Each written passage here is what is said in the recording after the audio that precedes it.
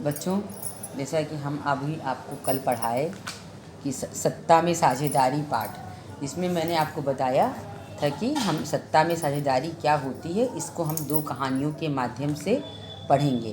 पहली कहानी थी बेल्जियम की और दूसरी कहानी है श्रीलंका की। तो बेल्जियम के बारे में आपको पूरी बातें बता चुके हैं। आज हम श्रीलंका के बारे में आपको बताएंगे। श्रीलंका देश में सत्ता की साझेदारी कैसे हुई। श्रीलंका एक द्वीपीय देश है।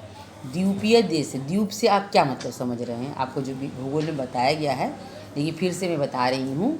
द्वीपीय यानी ऐसा देश जो चारों तरफ से समुद्र से घिरा हो, उसे द्वीपीय देश कहते हैं। ये भारत का जो तमिलनाडु है, तमिलनाडु के दक्षिणी तट से कुछ किलोमीटर दूरी पर स्थित है। ये भारत का पड़ोसी देश है और भारत के जो दक्षिण में तमिलनाडु से कुछ किलोमीटर की दूरी पर स्थित। इसकी आबादी करीब 2 करोड़ है, यानी हरियाणा राज्य की आबादी के बराबर इसकी आबादी है। दक्षिण एशिया के अन्य देशों की तरह श्रीलंका में भी आबादी में भी कई जातीय समूह के लोग रहते हैं। तो आप ये समझिए श्रीलंका क्या है? एशिया महाद्वीप का देश है।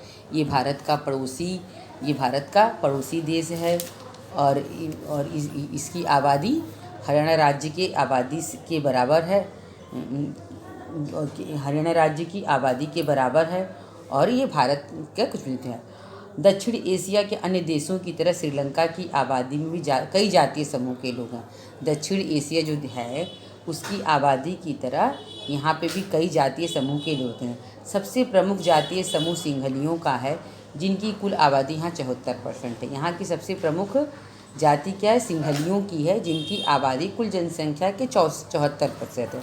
अब जैसे मैंने आपको कल भी बताया था, आज भी बताते हैं, 74 यानी 100 में 74 लोग सिंघली के लोग हैं, सिंघली जाति के, सिंघली समूह के लोग हैं। उसके बाद तमिलों की बारी आती है, जिनकी आबादी कुल 18% है, यानी 100 में 18 लोग। जैसे श्रीलंका में 100 में अगर गणना कीजिए तो 18 लोग क्या हैं? तमिल लोग हैं। तमिलों में भी 2 समूह हैं। श्रीलंकाई मूल के में 13% हैं और हिंदुस्तानी तमिल के जो हैं वो 5% हैं। अब आप समझ गए? तो वो है।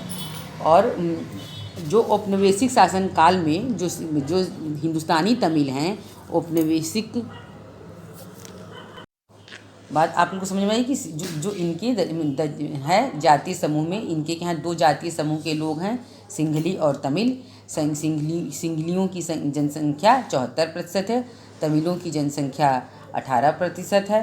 तमिलों में भी 2 समूह के लोग हैं, श्रीलंकाई मूल के और 13% हिंदुस्तानी मूल के। इतने जो हिंदुस्तानी तमिल हैं, जो वो औपनिवेशिक शासन काल में भारत से बागानों में काम करने के लिए गए थे, उन्हीं लोगों की संतान है। जब आपको मालूम ही है कि भारत श्रीलंका सब अंग्रेज़ों का गुलाम था और अंग्रेज अपनी इच्छा अनुसार खेती का काम करने के लिए जहाँ से कहीं भी उनको स्किल लेबर मिलता था तो उसको यहाँ से एक देश से दूसरे देश ले जाते थे लोग। जो लोग वहाँ काम करने के लिए गए वहीं जाकर बस गए।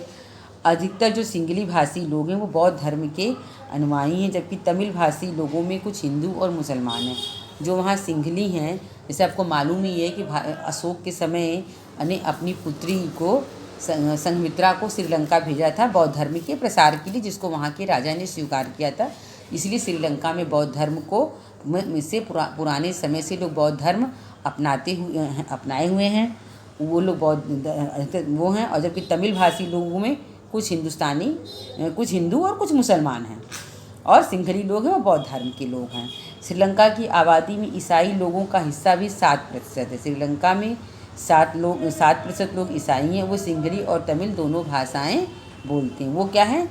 सिंघली भी बोलते हैं और तमिल भी बोलते हैं। तो अभी तक मैंने आप लोग श्रीलंका के बारे में समझ लीजिए। श्रीलंका क्या है? एक द्वीपीय देश है, भारत के दक्षिण में स्थित है। श्रीलंका में बहुसंख्यकवाद। सन 1948 में श्रीलंका एक स्वतंत्र राष्ट्र बना। सिंघली समुदाय के नेताओं ने जो नेता थे बहुसंख्या के बल पर शासन पर बहुत स्थापित करना चाहते थे। वहाँ जैसे आपको पहले भी बताया कि श्रीलंका में जो सिंघली समुदाय के लोगों की संख्या ज़्यादा थी और अपनी संख्या के आधार पर वो सत्ता पर अपना प्रभुत्व स्थापित यानी अपनी मनमर्जी स्थापित करना चाहते हैं। इस वजह से लोकतांत्रिक रूप से निर्वाचित सरकार ने सिंघली समुदाय की प्रभुत्वता कायम करने के लिए बहुसंख्यक परस्त नीति के तहत कई कदम उठाए। और जब जो श्रीलंका में सिंघलियों का प्रभुत्व स्थापित करने की नीति चली, इससे वहाँ की सरकार ने बहुसंख्यक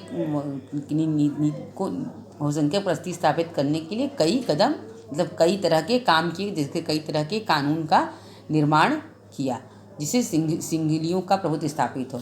सन 1956 में एक कानून बनाया गया जिसके तहत तमिल को दरकिनार कर सिंघली को एकमात्र राजभाषा घोषित कर दिया गया। सन 1956 में वहाँ एक कानून बना जिसमें उन्होंने तमिल भाषा को दरकिनार कर दिया, सिंघली को राजभाषा घोषित किया गया। विश्वविद्यालयों और सरकारी नौकरियों में सिंघलियों को प्राथमिकता देने की भी नीति चली। विश्वविद्यालय और सरकारी नौकरियों में नए संविधान में प्रावधान भी किया गया कि सरकार बौद्ध धर्म को संरक्षण और बढ़ावा देगी, क्योंकि सिंघली जो सिंघली थे वो ज़्यादा बौद्धिस्ट थे और तो बौद्धिस्टों को बौद्ध धर्म को वहाँ संरक्षण और बढ़ावा दिया गया, मतलब धार्मिक देश बनाया गया। जबकि हमारा अपना देश क्या है बच्चों, हमारा अपना देश धर्मनिरपेक्ष देश है। एक एक करके आए इन सरकारी फैसलों ने श्रीलंकाई तमिलों में नाराज़गी और शासन को लेकर बेगानापन बढ़ाया। जो इस तरह से वहाँ की सरकार सिंघलियों के पक्ष में फैसले ले रही थी, उसे तमिलों के पक्ष में के शासन में लेकर नाराज़गी हुई।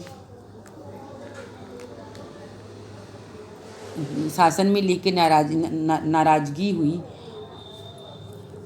एक एक करके आए इन सरकारी फैसलों ने श्रीलंकाई तमिलों में नाराज़गी और शासन को लेकर बेगानापन बढ़ाया। जो इस तरह से विश्वविद्यालय और सरकारी नौकरियों में सिंघलियों को बढ़ावा दिया गया और सिंघली को राजभाषा घोषित किया गया। इस वजह से तमिलों में बहुत ज़्यादा मतलब दिक्कत हुई। उन्हें लगा कि बौद्ध धर्म अपनाने वाले सिंघलियों के नेतृत्व वाली सरकार, राजनीतिक पार्टियां उनकी भाषा और संस्कृति को लेकर असंवेदनशील हैं। उन्हें लगा कि संविधान और सरकार की नीतियां उन्हें समान राजनीतिक अधिकारों से वंचित कर रही हैं।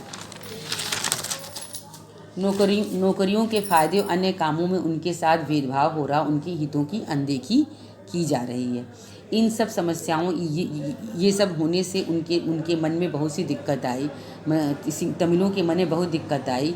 अब देखिए कि जो ये अविश्वास की भावना जो सिंघली और तमिलों में पनपी, उसके कारण देखिए क्या हुआ। ये हुआ कि तमिल और सिंघली संबंध बिगड़ते चले गए, बहुत ज़्यादा मोटा। तमिलों ने अपनी राजनीतिक पार्टियाँ बनाईं और तमिल को राजभाषा बनाने और क्षेत्रीय स्वायत्तता हासिल करने और शिक्षा रोजगार में समान अवसरों की मांग को लेकर संघर्ष किया।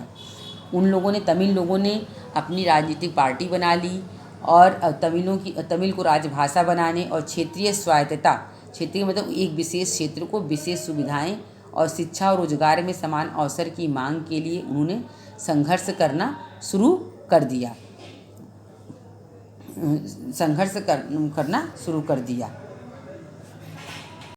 लेकिन बच्चों जो तमिलों की जो राजनीतिक पार्टी थी वो ऐसी बोल लेंगे शुरू करो। लेकिन जो तमिलों की जो राजनीतिक पार्टी थी, जो उनकी डिमांड थी, वहाँ की सरकार को इसे देना संभव नहीं था। इसलिए तमिलों की इन मांगों को सरकार ने वहाँ लगातार नकारती गई। सन 1980 के दशक तक उत्तर पूर्वी श्रीलंका में स्वतंत्र तमिल ईलम बनाने की मांग को लेकर राजनीतिक संगठन बने। सन 1980 के दशक में उत्तर पूर्वी श्रीलंका में स्वतंत्र तमिल ईलम लिट्टे पार्टी को स्वतंत्र तमिल राष्ट्र ईलम बनाने को लेकर राजनीतिक पार्टी संगठन बने। श्रीलंका के दो समुदायों के बीच पारस्परिक अविश्वास ने बड़े टकराव का रूप ले लिया। यह टकराव गृह युद्ध में परिणत हो गया। श्रीलंका में तमिलों और सिंघलियों के बीच में जो अविश्वास था वो बहुत बड़ा टकराव हो गया और इस टकराव में गृह युद्ध हो गया। गृह युद्ध से आप क्या समझते हैं? गृह युद्ध वह स्थिति होती है जिसमें कोई देश किसी देश के ऊपर आक्रमण नहीं करता। गृह युद्ध यानी घर में, गृह यानी देश, 10 देश में घर के लोग ही लड़ते हैं, उसको गृह युद्ध कहते हैं। जिसमें कहते हैं घर कलेश अच्छा नहीं होता। अपने घर में सुना होगा कभी अड़ोसी पड़ोसी या किसी की लड़ाई हो जाती तो लोग कहते हैं अरे घर का कलेश अच्छा नहीं होता। तो उसी तरह किसी भी देश के लिए गृह युद्ध अच्छी स्थिति नहीं होती है।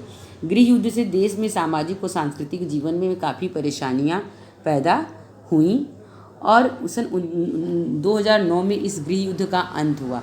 बच्चों, एक चीज़ आप और सुने होंगे, अपने देश में प्रधानमंत्री राजीव गांधी जी की हत्या हुई थी। तो ये हत्या में एक प्रभाकरन नाम का व्यक्ति का नाम आपने सुना होगा कि प्रभाकरन ने राजीव गांधी की हत्या की। जब राजीव गांधी की हत्या की हुई थी तब आप लोग पैदा भी नहीं हुए होंगे, बहुत छोटे रहे होंगे। वह व्यक्ति कहाँ का था? वो जो राजीव गांधी की हत्या का मास्टर माइंड था, वो श्रीलंका का वो व्यक्ति था। और वो जो तमिल ईलम है इस पार्टी का के मतलब प्रमुख था, और उसी ने राजीव गांधी की हत्या का षड्यंत्र रचा था। क्योंकि वो तमिल था, पहले हमारे प्रधानमंत्री राजीव गांधी जी ने तमिलों की मदद में आवाज़ उठाई और उनको सहायता देने लगे थे। बाद में वहाँ की सरकार ने, जो सिंघली सरकार थी, वहाँ के राष्ट्रपति थे प्रभाकरन, तो उन्होंने उनको वो कर लिया। तो इसके पीछे में उसकी नाराज़गी थी। अब हम पढ़ेंगे बच्चों सत्ता के बंटवारे के पक्ष में तर्क में पक्ष में कि सत्ता का बंटवारा होना चाहिए कि नहीं होना चाहिए। तो सत्ता का बंटवारा ठीक है, क्योंकि ऐसे भी विभिन्न सामाजिक समूहों के बीच टकराव का अंदेशा कम हो जाता है। जब बेटा सत्ता यानी शक्ति का बंटवारा हो जाता है, तो जो विभिन्न समुदायों के लोग होते हैं उनमें टकराव यानी लड़ाई, मनमुटाव, विद्वेष की भावना का अंदेशा कम। चूँकि सामाजिक टकराव आगे बढ़कर अक्सर हिंसा और राजनीतिक अस्थिरता का रूप ले लेता है, इसलिए सत्ता में हिस्सा देना राजनीतिक व्यवस्था के स्थायित्व के लिए अच्छा होता है। क्योंकि सत्ता टकराव आगे देखिए, जैसे श्रीलंका में गृह युद्ध हुआ, पाकिस्तान में देखते हैं हमेशा वो लड़ाई होती रहती है। तो ये सब क्या है कि वहाँ के लोगों को राजनीतिक व्यवस्था में हिस्सेदारी नहीं दी गई है, और जिससे कि सरकार अस्थिर रहती है। और जिससे जब देश में अस्थिर सरकार रहेगी तो हम लोग कोई भी देश अच्छे से विकास नहीं कर सकता है। बात समझ रहे हैं? क्यों किसी भी देश के विकास के लिए सत्ता का बंटवारा होना सत्ता में ज़रूरी है। क्योंकि जब सत्ता का बंटवारा होगा तो राजनीतिक व्यवस्था में लोगों का विश्वास रहेगा। सत्ता की साझेदारी लोकतंत्र की आत्मा है। लोकतंत्र का मतलब ही होता है कि जो लोग इस शासन व्यवस्था के अंतर्गत आते हैं उनके बीच सत्ता को बांटा जाए। देखिए, सत्ता की साझेदारी लोकतंत्र की आत्मा है। लोकतंत्र है, अब डेमोक्रेसी है। लोकतंत्र यानी जनता का शासन।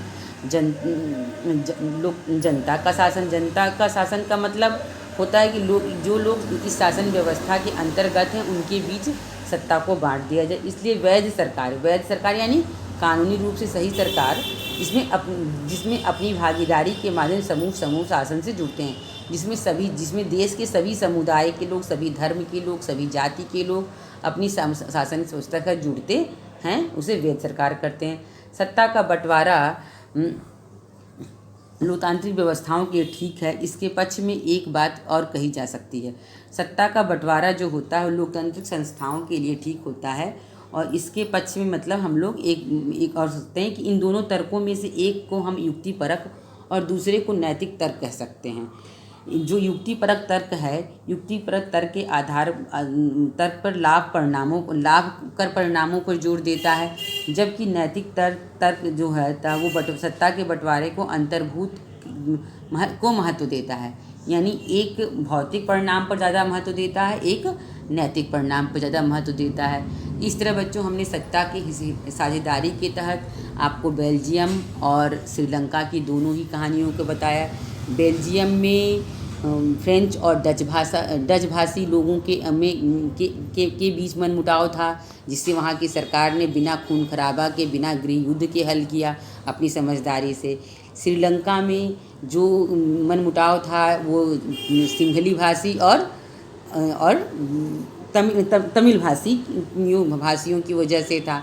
लेकिन श्रीलंका सरकार असफल रही, लेकिन इसलिए वहाँ गृह युद्ध हुआ और शांतिपूर्ण तरीके से नहीं हो सकी। लेकिन श्रीलंका में अब 2009 के बाद जब गृह युद्ध समाप्त हो गया तो श्रीलंका सरकार ने तमिलों को भी कुछ विशेष अधिकार दिए हैं और वहाँ अब शासन सही से चल रहा है और श्रीलंका में काफ़ी शांति। श्रीलंका क्या है, हमारा पड़ोसी देश है। और श्रीलंका हमारा आज से नहीं, श्रीलंका से हमारे सांस्कृतिक संबंध भगवान श्री राम के समय से हैं कि सीता माँ का हरण कहाँ के राजा लेकर के ले गए थे, श्रीलंका के राजा करके ले गए थे। उसके बाद हमारे अशोक के समय में भी रहा, अशोक की बेटी संघमित्रा श्रीलंका गई थी बौद्ध धर्म के प्रचार के लिए। इस तरह से हमने आपके सामने श्रीलंका और बेल्जियम की दोनों कहानियाँ बताई। श्रीलंका बेल्जियम कहाँ का देश है, यूरोपीय देश है। बच्चों, जो मैंने दिया हुआ है इसकी फ़ोटोकॉपी हम आपको व्हाट्सएप पे